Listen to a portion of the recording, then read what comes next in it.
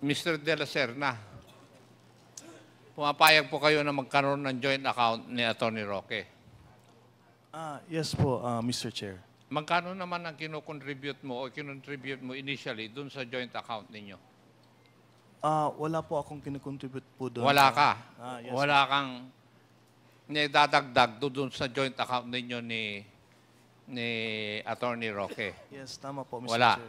Pero you're authorized na mag-withdraw. Yes po, Mr. Chair.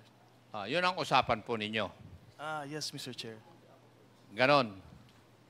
Yes po, Mr. Chair. Nalalaman ko lang yan, nangyayari yan sa mag-asawa, mag-ina o mag-ama eh. Di po ba? Di ba yung joint account? Ano sa tingin mo, iho?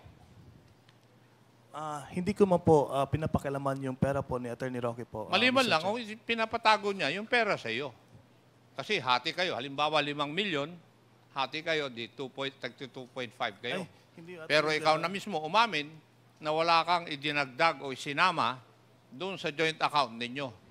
Yes po, Mr. Chair. Ginagawa lang yan ng magulang doon sa anak eh. Di po ba? O kaya sa kanyang asawa, magjo-joint account sila? Di po ba? Ano sa tingin mo?